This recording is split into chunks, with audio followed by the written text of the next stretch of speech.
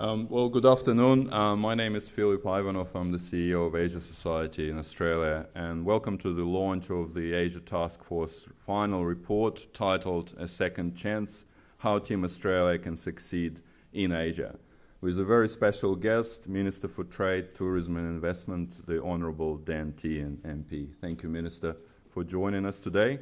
Before we begin, we acknowledge that many participants in today's event are viewing our event from locations that have traditional owners and custodians. I'm speaking to you from Canberra, from the land of Ngunnawal people. We would also like to take a moment to acknowledge those owners and to pay our respect to their elders past, present and emerging. And we'd also like to welcome and acknowledge any Aboriginal, Torres Strait Islander and First Nation people joining our webcast today. I'd like to welcome my fellow Task Force leadership group, Mr. Mark van Dyck, Task Force Chairman and Managing Director Asia Pacific of the Compass Group, Jennifer Westacott, Chief Executive of the Business Council of Australia, and Andrew Parker, Asia Practice Leader and Partner at PwC. Thank you to PwC for hosting us today. Welcome many of its contributors and collaborators as well, joining us online and in person today.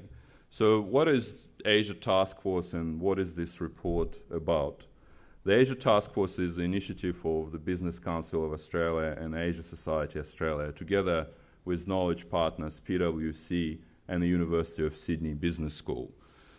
In October 2019, we formed a group of leaders from business, education, and government to examine how Australian companies and organisations can increase their presence and position in Asia to ensure our continued prosperity and deliver progress for future generations as we battle the global pandemic and our region is becoming more geopolitically contested and economically more competitive.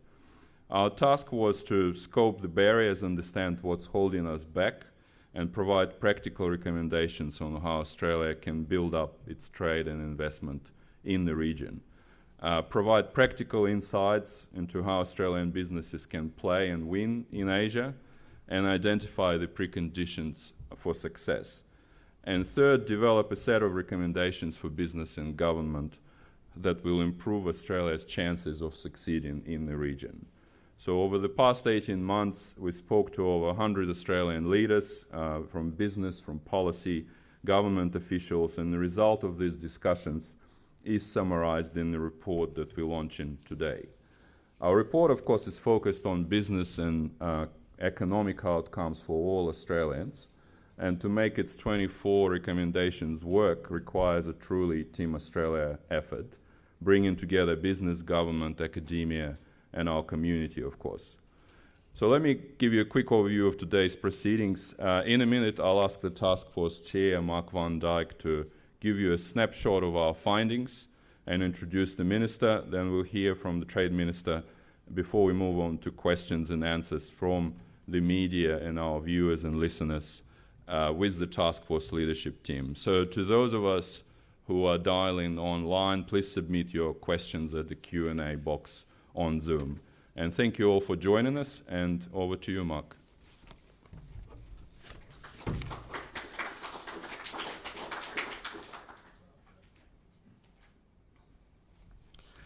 Thank you, Philip. I would also like to acknowledge the Ngunnawal people, who are the traditional custodians of this land on which we meet, and pay respects to elders of the Ngunnawal nation, both past, present and emerging. We recognise their continuing connection to land, waters and culture. I extend this respect also to Aboriginal and Torres Strait Islander peoples in attendance today. I'm here today to introduce the Honourable Dan Tehan, Minister for Trade, Tourism and Investment, to launch the final report of our Asia Task Force. Minister, thank you for taking the time to be with us today. We greatly appreciate it. All of us who've worked on these reports are acutely aware that studies like this often become a substitute for action. We're extremely keen for this not to be the case this time. It's that famous Chinese proverb that talk does not cook rice. Over the years, we've watched Asia's inexorable rise and transformation to the economic powerhouse of the world. This has been a transformation taking place on our doorstep, so for once the tyranny of distance is a competitive advantage for us. But slowly over that time, we slipped behind, readjusting at the margins and thinking about competitiveness as tomorrow's challenge. We stood back and slightly admired the problem. But the opportunity to both diversify and grow our trade and investment in Asia is not only significant, it's critical to our economic future and our national security, particularly in a post-pandemic world. There is plenty of room in Asia for Australia, but Asia is not waiting for us, and nor are our competitors holding back on also trying to seize this prize. So our goal with this report was not to produce another opportunity study, but a granular and pragmatic report, as Philipp said, that highlights what's holding us back and lays out a blueprint for business and government to make sure Australia takes more than its fair share of this opportunity. Australia is actually extremely well positioned to capitalise on the opportunity presented by a middle class of 2 billion people in Asia that will grow to 3.5 billion over the next 10 years. 3.5 billion people who are demanding the premium goods and services where Australia not only has comparative advantage, but a strong brand advantage. Hence, the importance of Team Australia and Brand Australia. These premium goods and services like clean energy, digital, premium food, biotech, healthcare, and advanced manufacturing, to mention but a few. And we can expand the reach of what we do within established trading partners like China, Indonesia, Japan, Singapore, South Korea, and do more in countries like Vietnam, Philippines, and India. I'd like to thank each of the 16 members of the task force whose hard work on this report has been motivated only by a desire to see Australia's benefit from increased trade in the region. I also want to thank all of those who've given us advice and perspectives along the way, particularly the Minister for Finance now, the Honourable Simon Birmingham, and the team at DFAT and Austrade. This has been a true Team Australia endeavour. Minister, your government and governments before you have created an incomparable set of trade agreements. The door is truly open and business now really needs to step through. If you're an Australian CEO or chairman, I think you need to be asking yourself, have I done what it takes to position my organisation to be able to maximise this opportunity? And Minister, we can think of no better person for Australian business to have by its side. You grew up the hard way on a farm, feeding sheep oats from the back of a Land Rover, sweeping the woolshed board after school during shearing time, or 5 a.m. starts during summer holidays to help with dipping. Like his father before him, your father was a farmer who not only believed in working hard on the land, but working hard through agri-politics for the land and his fellow farmers. Your late mother was a local solicitor who became the first parliamentarian to serve in both houses of the Victorian Parliament. As Victoria's Health Minister, she was personally responsible for the most significant health reforms this country has ever seen. And if I'm right, you're the first member of the House of Representatives whose mother was also a parliamentarian. Minister, all of us on the task force appreciate your support and encouragement since you took over your new responsibilities. You're an advocate for strengthening Australia's strategic relationships with economic partners in the Indo-Pacific, and with recent upgrades to our partnerships with India, Vietnam, Indonesia, Malaysia, the Philippines and Singapore, your aim is to open new doors for Australian business. We support your philosophy that you expressed in your first speech to Parliament 11 years ago. You said you're either for trade liberalisation or for trade protectionism. You also said, granted, we have to ensure that when liberalising, that it's done in a way that maximises our competitive advantage. I want to say, as a nation that is reliant on our trade in mineral resources, agriculture and services, we have far more to lose from trade protectionism than nearly any other country in the world. Please join me in welcoming Dan Tehan, Minister for Trade, Investment and Tourism, to launch our report.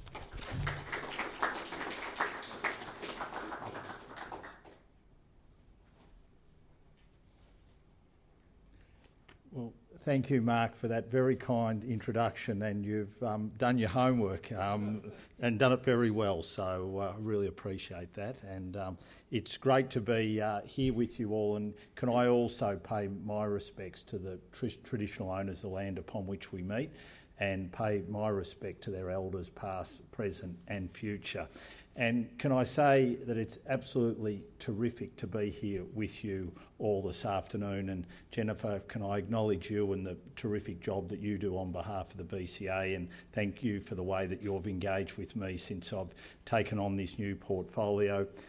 Mark, thank you for your kind words and for the great work that you've done in chairing the task force that's put together this report. And it's a terrific piece of work, and thank you for that. Can I also acknowledge Andrew Parker, who's here with us, and Philip, where did you disappear? Philip, and thank you for all your work, and to everyone else who's here.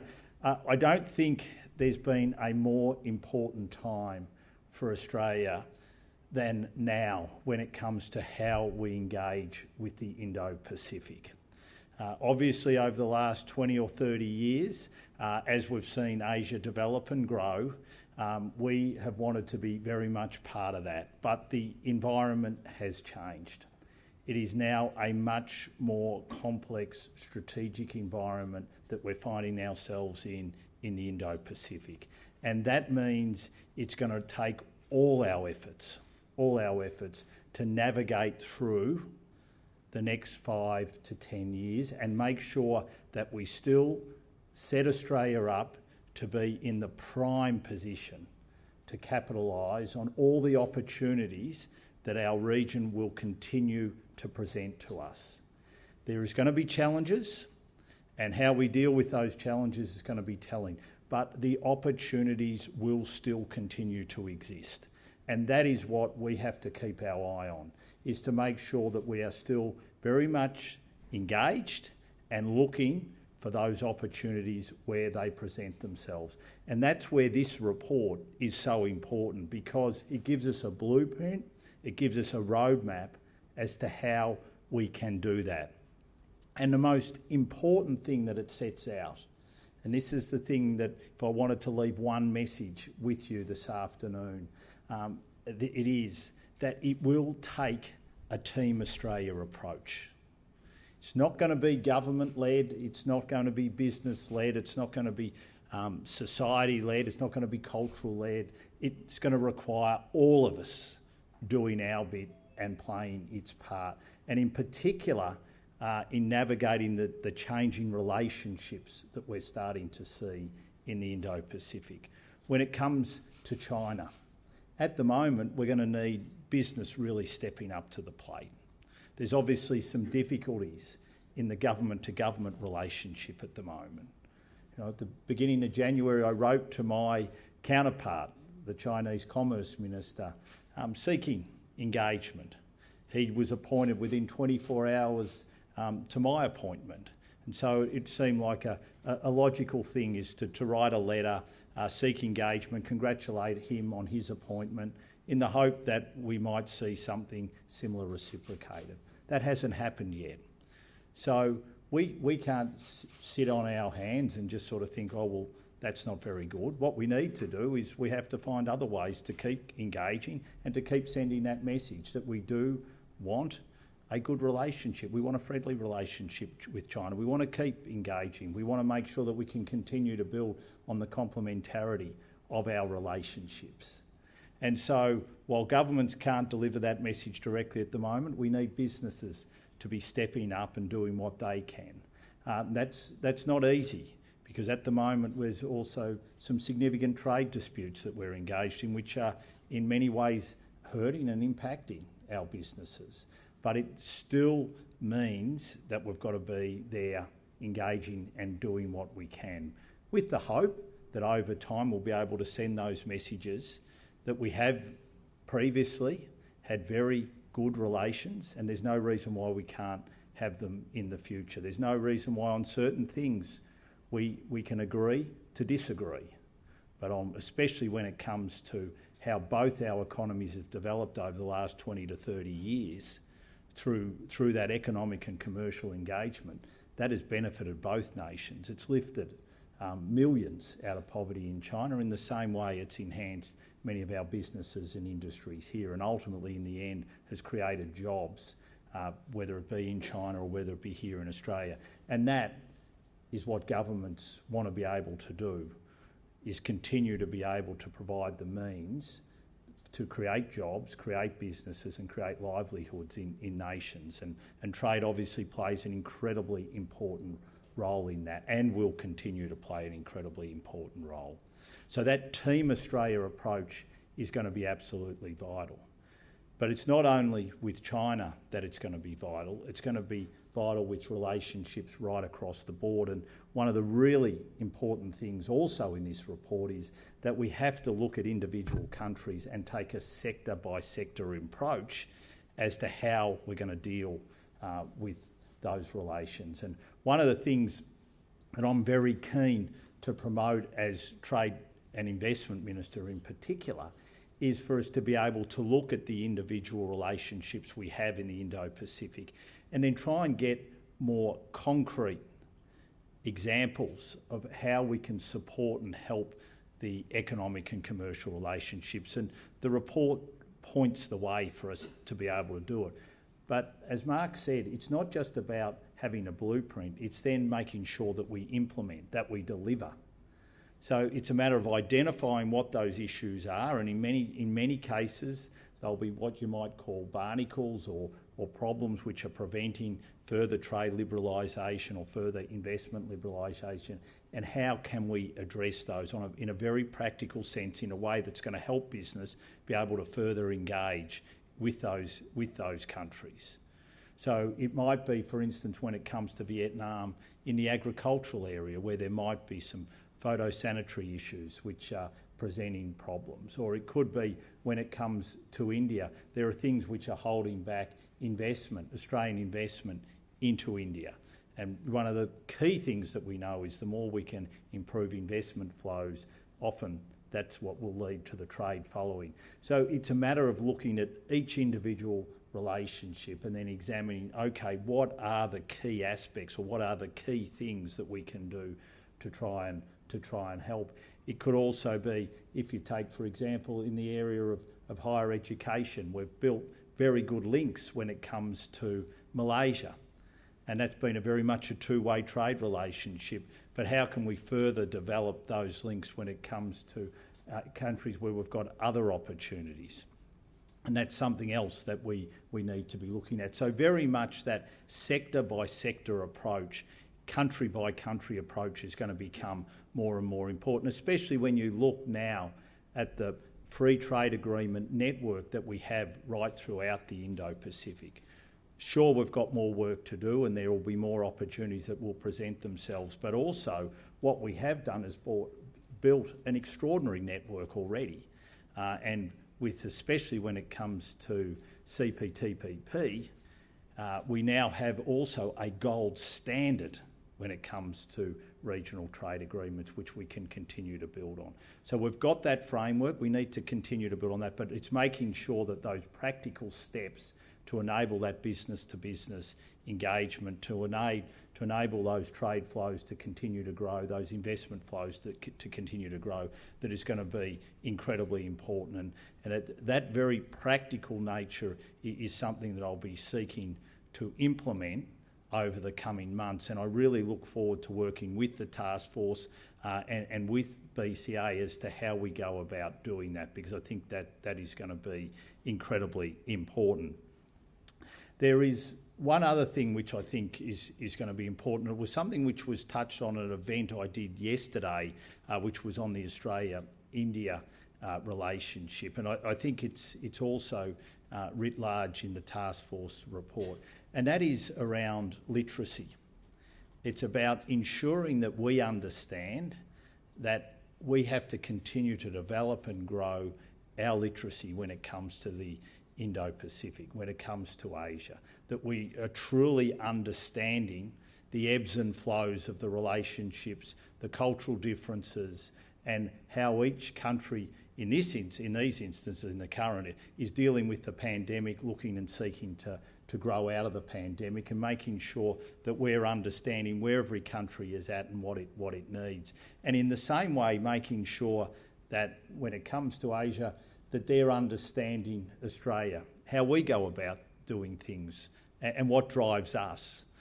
Because the more we can absolutely cement ourselves as being part of the region and being truly understood in the region, the better it will be for us. And we can never rest on our laurels in thinking that the Indo-Pacific understands us and we truly understand those countries in our region.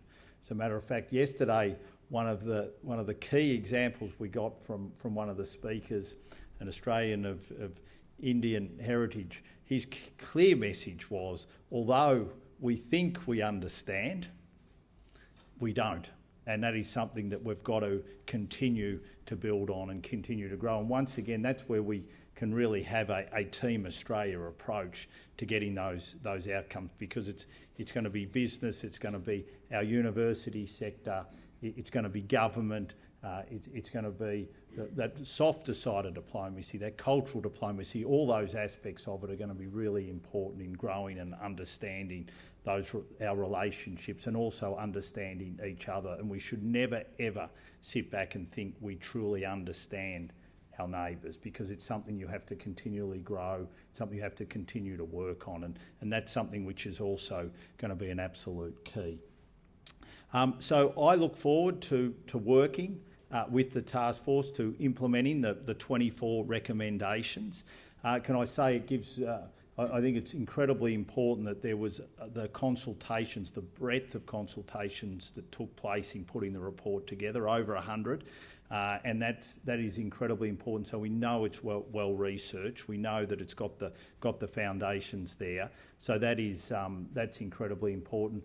Can I thank you for your leadership, but also the other 16 representatives on the task force for the role that they played, because there's a lot of work that has gone into this, and government will look forward to responding and responding favourably to what you have here, because we do want to work with you on this, and I think that's going to be incredibly important. So I'll leave you with that one message that I started with. Please remember that this incredibly complex region that we are now operating in is going to require a Team Australia approach for us to come through the shifting sands in a way that sets our nation up like it's never been set up before. I've referred before to we're going to need a golden period of Australian diplomacy again, but it's not going to be something which will be solely government-led. It's going to have to be led by all of us. So I'd ask you and implore you all to be part of this new led golden age of Australian diplomacy as we navigate the Indo-Pacific over the coming decade. And can I commend everyone, the report, and thank everyone who's been involved with it. Thank you very much.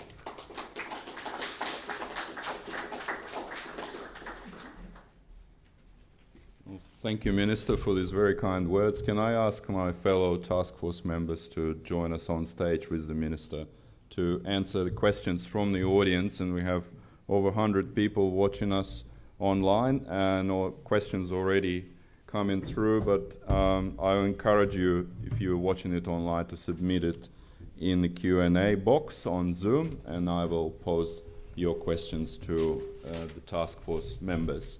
I guess I might just start with the Minister while we have you. You talked about the golden age of trade diplomacy in a couple of opinion pieces in your speech just now. Would you be able to elaborate what it means with our relationships in Asia?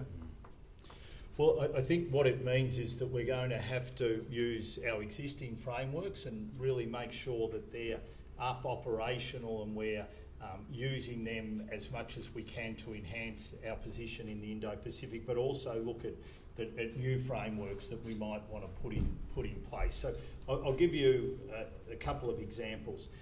APEC at the moment, I think, has really struggled over the last couple of years due to the pandemic, and at the moment it's being hosted by New Zealand. And every meeting this year will be held virtually. That is the plan. And I can understand why, given where we are in the pandemic, that is the case. But it means that those opportunities to get trade ministers together, or is importantly to get leaders together in the Asia Pacific, will be missed. So I think it's incredibly important that we get APEC up, running and functioning again as soon as we possibly can, because virtual meetings are terrific, but there is nothing that substitutes the fact that you can get people in a room to sit around and have a conversation on really important issues that need to be discussed, but also then as you go and have a cup of tea or have a sandwich, to be able to have those small conversations on certain issues. So I think, you know, an organisation like APEC, we've really got to get it back and make sure it is preeminent again in the Asia Pacific. And then we need to be looking at other fora which can help and support that. So one of the things, for instance, we've seen strategically is the Quad. So you've seen 4 countries coming together for strategic purposes. Now, there is no reason, for instance, when it comes to WTO reform, something that is also very pressing at the moment, when it comes to ensuring that we've got the World Trade Organisation back in its preeminent role and ensuring countries are abiding by the trading rules that are so important to Australia. What can we do to bring America back to the US back to the table when it comes to dispute settlement? That might require us joining forces with 3 or 4 like-minded countries to be able to bring them back to the table and make sure that they're re-engaging in a way which will really set the World Trade Organisation up. So these are the types of things that we've got to be looking at and exploring, and we've got to make sure that we're at the forefront of that we're really leading the charge in really driving the agenda when it comes to trade, because that's the history of what we've done as a nation. Cairns Group is a great example of it, and really getting it back involved when it comes to agricultural liberalisation is going to be really important. So that's what I mean, and it's going to require a lot of time, effort and leadership from all of us to really be able to do that. And you know, I'm looking for really good ideas as to how we might build those like-minded groupings that would really help us advance our interests. Thank you, Minister. Can I turn to you, Jennifer? And the audience for this report is Australian business leaders. So what are the key messages that you want to convey to them? Well, I think this is our moment, to the Minister's point. We're better positioned than any country in the world in terms of our proximity to this growing, huge market.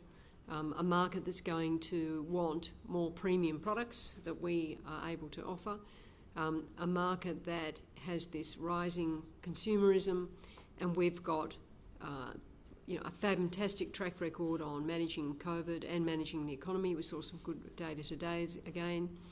So to me, it's now a kind of question of companies saying, what can we do? What's our current footprint in Asia? Could it be bigger? And starting to think differently. Who do we partner with? Is the business model that we currently have the right model for expanding into Asia, to the point that we make in the report? Do we need to take a different approach on a sector-by-sector, country-by-country basis? And if you look at some of the very successful large multinational corporations who've done very well in Asia, they have taken a more local, more differentiated approach. They haven't just gone in and said, here's what we sell, here's what we offer, please buy it. And I think it is that point that we make in the report about literacy, but to the point about understanding is so important, really getting, to the Minister's point, really getting to understand those markets, not just be aware of them, but deeply understand them. Have people on the ground, have senior people on the ground who are able to develop opportunities, and to be patient. A lot of companies, want to get in there and be successful very quickly. That is not often the history. The history is a patient build-up with senior people on the ground, a very clear purpose and business plan, and oriented towards that market and that sector. Thank you, Jennifer. And Andrew, a question from the audience. What action will actually need to take place structurally, institutionally, politically, and leadership-wise to make the recommendations of this report real? That's a big question.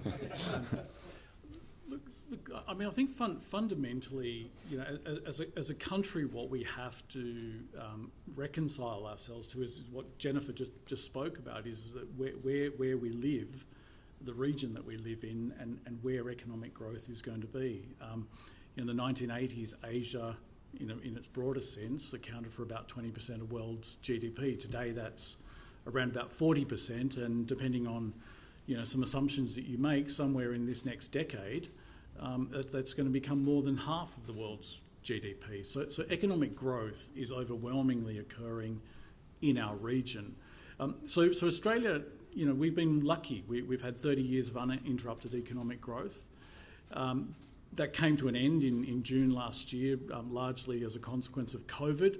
We've recovered fantastically, largely, again, as a consequence of government response.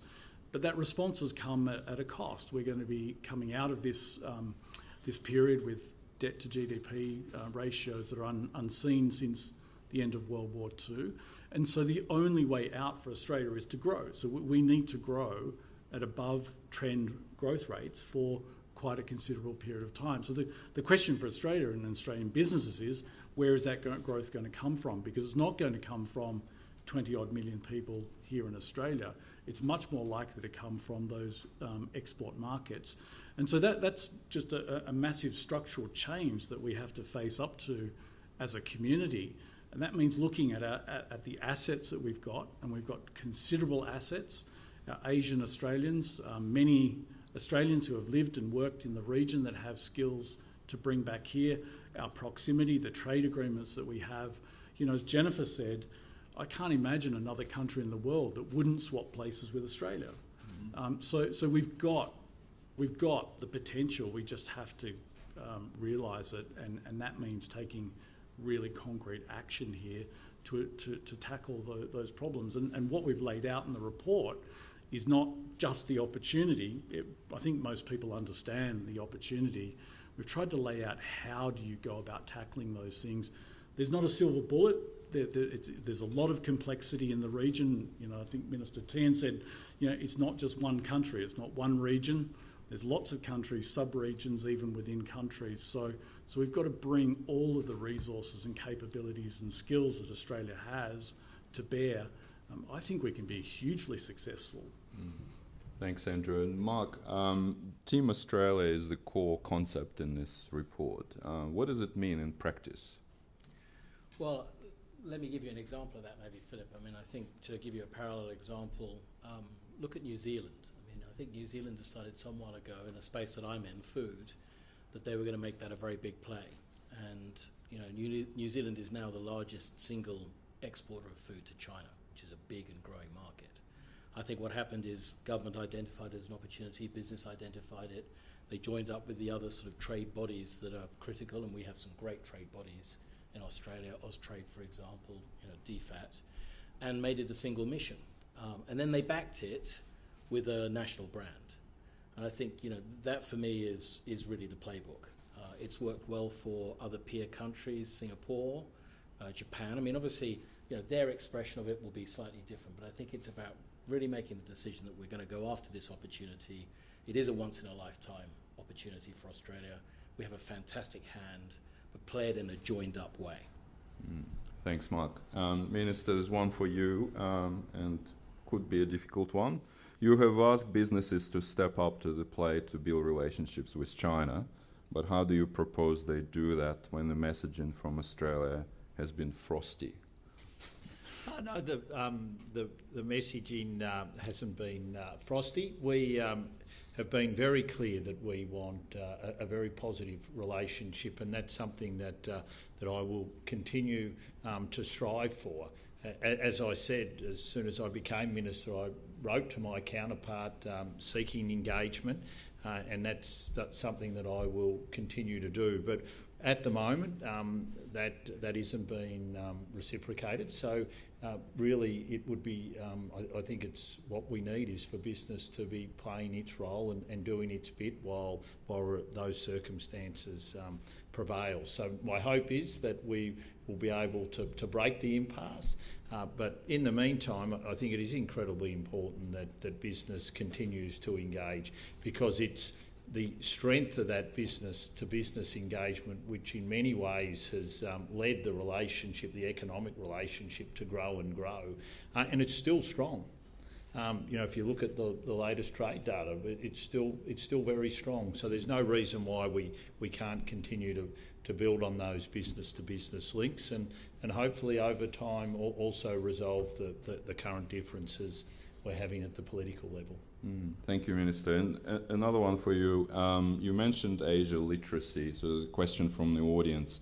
What is our plan in Australia to teach more Asian languages in schools or business organisations? And noting that you were an education minister before. Yes, well, one of the things that we did was make it cheaper to study languages at the higher education level, and we obviously want to continue to work with the state and territory governments when it comes to schooling to ensure that Asian literacy, that Asian languages are still very much part of the school curriculum, and I'm sure that my state and territory counterparts understand how important that is, and that we continue to offer those languages. So I think it requires hard work. It requires demonstrating to younger generations the importance of understanding Asia, understanding the importance of where you can learning languages, which will help us be able to engage in the region. And that's a message that from a government point of view and from a business point of view, we want to make sure we're continuing to send. If you're a young Australian who's leaving school at the moment, I mean, if you're looking at your future economic opportunities, well, looking at how you could be part of the business network engaging in the region should be something that should be at the forefront of your mind. So, whether it be looking at going for a year's sabbatical in Singapore, in Malaysia or in Indonesia to really just find out on the ground how things work, and then looking to come back and engage whether you wanted to go into a small business or into a large business that then is seeking to drive opportunities in the region. I think, if that's what you've got in mind, then there's enormous opportunities here, and that's something we should be encouraging and really imploring our young people to do. Thank you, Minister. I think we have a question from the audience. Yes, please. Minister Rosie Lewis from The Australian. How are you? I just wanted to pick up one of the recommendations in the report, which is for government to work with business to organise a high-level trade mission to China as soon as the international border reopens. Is that something that you guys are planning, or do you require an invitation from China to do that? And to Jennifer, if I can ask you, the recommendation on government collaborating on criteria to require non-public sector employers and companies, big business, 100 or more employees, to define, collect, disclose and report data on cultural diversity. Can you explain exactly what sort of breakdowns, what data you'd be wanting to see from those businesses to see more of the diaspora community step in and engage?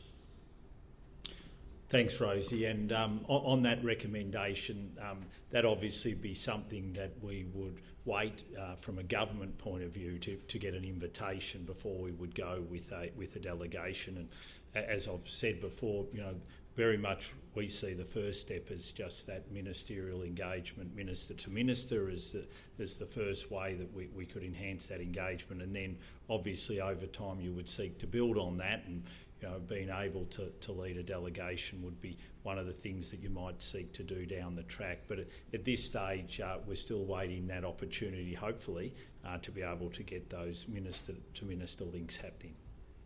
On the reporting, so there's lots of kind of examples of this. Obviously, gender diversity reporting is the most self-evident one.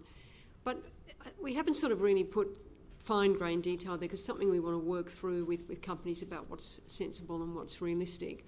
But I do think that it's not unreasonable to say to large organisations, what is your cultural mix? How many people from different backgrounds have you got, both in senior management positions and on boards? What's your kind of pipeline of talent? How culturally fit are you for the kind of business and the kind of opportunities? And shareholders already ask these questions, and they ask them for that reason, that if this is a business that wants to orientate to the Indo-Pacific and it doesn't have adequate board representation, then is it really going to have that understanding that the minister has talked about? I don't think it's about setting targets. I think it's about just saying to companies, have a look at your representation at senior leadership and board level, and make sure that it is culturally fit for purpose for the kind of company that you've got, and is representative of the makeup of the community. And most leading companies do a skills matrix where they are asked by their shareholders and particularly by the proxy advisors to give an account of how the skills of their board are fit for the type of organisation that they're running. It's not unrealistic to say as part of that skills matrix people should be looking at the diversity of cultures at the senior leadership level and at the board table. Thanks, Jennifer. A question about state and local governments. They will play a critical role in delivering on much of what the task force report advocates. What is the plan for taking this report forward? Maybe first to Mark, and then maybe to the Minister, just more broadly. How do you see state governments working together with your government on delivering that unified Team Australia approach? So, Philip, my view on that one, I think during COVID we've seen the benefit of a large amount of corporate and government collaboration, and I don't think that should stop. So I think this is a really key element of the Team Australia approach. One of the things I believe is that we do have to be joined up, and we have to be joined up on the agenda. So I think it's important state governments and federal government are aligned on this. Otherwise, we run the risk of sending confusing messages to the countries that we're targeting. And so I think that's, for me, an extension of this Team Australia concept is we need to keep everybody lined up to go after this, because you can be sure that the competing countries with whom we are competing for this opportunity are joined up.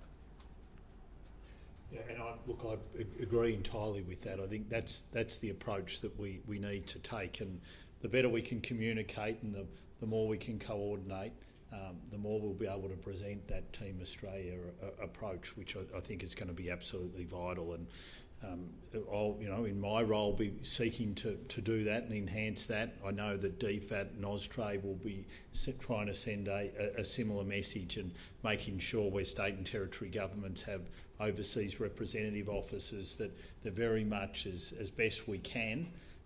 We're all on the same page as to the way we want to present ourselves as a nation in those individual countries, and making sure that the message is clear about how we want to engage, how we want to make sure that relationships are just not one way. I mean, one of the things we've always got to remember with any trade and investment relationship, if they're going to truly grow and flourish, they've got to be two-way, and that actually helps enhance us as a nation as well. You look at the success of overseas investment here in Australia and how it's helped grow our economy and grow jobs. So I think that's one of the messages that, as part of that team, we've also got to be presenting, is that we very much see the relationship as a two-way thing.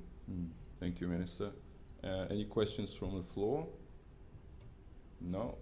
Then question to Jennifer. How do we incentivise Australian business to invest in Asia now that the perceptions of risk have changed due to COVID and geopolitical tensions? It's a good question. I think we're going to think about the Asian opportunity as having two sides to the same coin. The first is that there is a huge opportunity here. The second is that these will be competitor countries. And so I think we do have to look at our competitiveness in terms of regulation, tax, that is going to allow Australian companies to compete equally and successfully, allow them to take their products into those markets and remove those obstacles, be they regulatory and so on. So I'm not sure it's a kind of question of incentivising companies to make specific forays into Asia as opposed to giving them a competitive advantage to do so.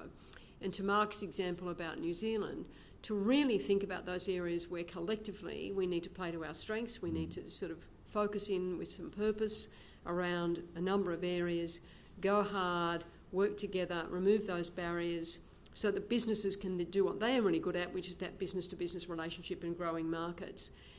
So I would just say the principal kind of message I would give is that you don't have to tell companies to do it. They know that they've got to do it. They know that, to the Minister's point, to Mark's point, you're not going to get the kind of growth that shareholders want if you just stay within the Australian market. You've got to go for those markets where the growth is. The key is to make sure that we've got a level playing field to get there. And a follow-up question on that also to you, Jennifer. How do we improve the Asia literacy at the board and CEO level of our companies? Yeah, well, just to follow up on the Minister's points, which are important, I think there's a few things. First of all, literacy is not just language. I mean, there are lots of people who speak different languages. Whether they understand particular countries is another matter altogether. And so I do think that, first of all, that there is that cultural diversity on boards, and that's not just about, you wouldn't want that to be a cookie-cutter approach. That's not what we're suggesting. It's that sophistication of who's sitting around that table, not just from a kind of cultural point of view, but from a skills point of view and a diverse thinking point of view. The one thing you need on boards are the people who are questioning the strategy, questioning and updating and modernising the company's thinking all the time. So that's a kind of broad brush of literacy. The second thing is you've got to make sure it's not just boards, but that the management team of a company has that literacy as well, that understanding. And that's also about making sure that you've got people on the ground, people who are giving you real intelligence. It's not about just kind of the occasional visit to an Asian country. It's about deeply embedding some of your people into those markets so that they are giving you serious information, not just superficial information. And it is about, I think, partnerships. I think it's very difficult in some of these markets for Australian companies just to go in on their own. They are going to have to, you look at the successful companies like Jardines, they go in and they partner and they alter their business model accordingly, and they've been very successful in doing it. Thank you. Could I just make an observation following on from Jennifer's comments then? I fortunately came back from Asia after 18 years living in 3 countries, just 2 or 3 weeks before the borders closed here. But one of the things I always felt when I lived in 3 countries and worked in several others was that there was a lot of Australian expertise there who went to AusCham meetings, which was largely run as social clubs. I don't think there is, even though the ambassadors often go along to these meetings and that, there is no sort of formal mechanism or even an informal mechanism for getting a lot of the information that you've been talking about, the cultural literacy, the business practices, which do differ, back here to decision makers, both in government and business. And so I don't know if this is covered in the report, but it's something I would, from a practical point of view, I think is really important. Yeah, look, I think it's part of that Team Australia, that how do businesses on the ground work with Austrade to share information, to get that back into the Australian marketplace, to make sure that information is as kind of real-time as possible, as sophisticated as possible, and use those networks, not as social clubs, but use them as business development opportunities. I think you're absolutely right about that. I think, just to answer your implicit question, one of the papers that we did was specifically on diaspora. The 400,000 Australian diaspora that exist within the region are an incredible asset, along also with the large number of Asian international students we graduate who become ambassadors for Australia. And I think it's all part of this big shift that we need to bring about in mindset in business in Australia to value Asia expertise. Because all too often we hear the story, we heard during our interviews, that deeply experienced people come back from Asia and find it difficult to get their expertise valued by Australian business, and we've got to turn that on its head. I mean, quite honestly, there was a study done by AsiaLink not so long ago, probably about a year and a half ago, where they assessed the Asia readiness of the top 200 ASX and considered 90% of the top 200 not to be Asia ready, and a very key part of that was having enough Asia experience in all levels of management. So that is something that we really do have to shift. But leveraging that diaspora talent in a more strategic way is definitely one of the recommendations and one of the parts of the report that we've done. Thank you for that. Yeah, I just following on from Mark's point there, give a massive plug for the new Colombo plan as well. You've got a fantastic government program there, sponsoring young Australians to go and get experience overseas. But this point is consistent with the one that you've made.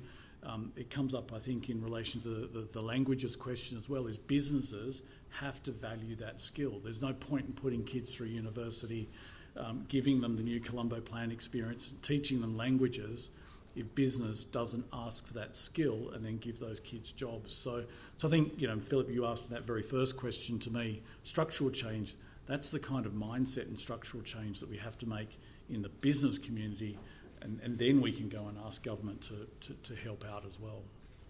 Colleagues, unfortunately this is all we have time for. I want to first of all thank the Minister for spending this time with us and for your support of the task force and for your leadership, and of course to Mark, Jennifer, Andrew for presenting the report today, and to all of you joining online and in person. Thanks so much for supporting us and for so many questions.